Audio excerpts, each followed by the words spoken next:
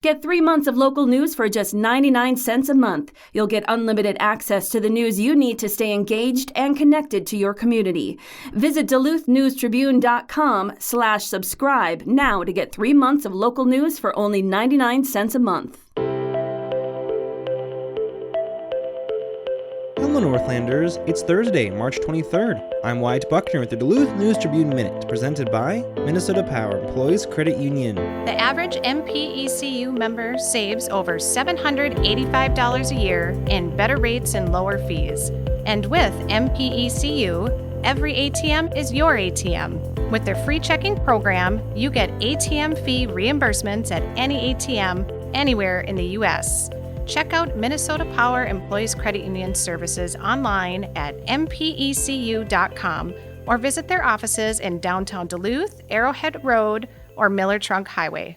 Now here's a look at today's headlines.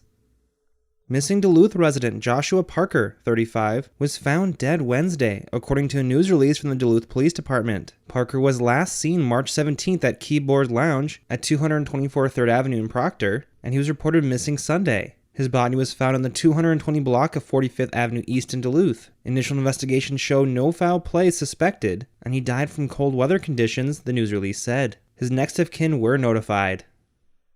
Governor Tim Walz on Wednesday visited the YWCA Early Childhood Center Spirit Valley in Duluth, where he read to children and promoted his plan to invest more heavily in childcare. He referred to childcare providers as, quote, the workforce behind the workforce, end quote. Walz is pledging tax credits for parents and greater reimbursement support for childcare providers, such as the YWCA. Nowhere else in the state does access to childcare pose such a challenge as it does in northeastern Minnesota, said Tony Sertich, president and CEO of the Northland Foundation. He said 4,000 kids in the Northland do not have access to childcare, and providers are struggling to make ends meet.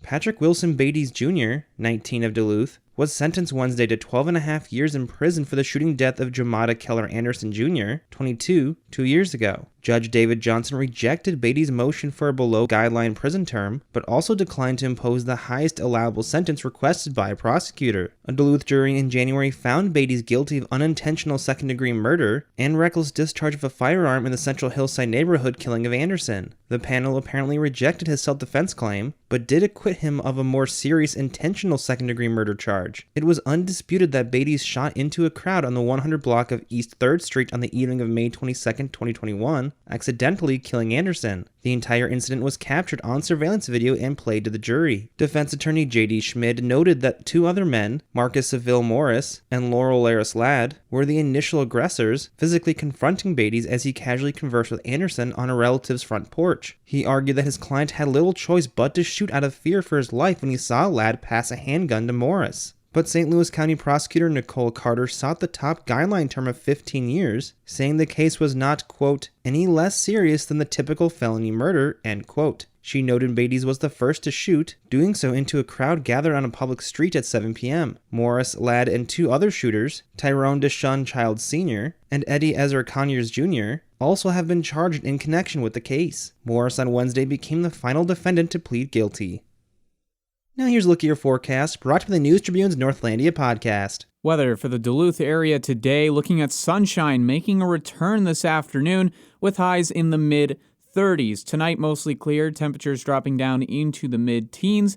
And then tomorrow, more mostly sunny conditions with temperatures in the upper 30s. Going into this weekend, looking at mostly cloudy skies for Saturday, temperatures near 40 degrees. I'm Storm Tracker meteorologist Robert Pointer. Thank you to the Northlandia podcast for their support. The weekly podcast explores curious and unique stories here in the Northland. Whether it's a look inside the Northern Rail Train Car Inn or an introduction to Duluth's musical roboticist, Robot Rickshaw, each episode celebrates the region's distinctive people, places, and history. You can find the latest episode of Northlandia at duluthnewstribune.com or wherever you also get this podcast.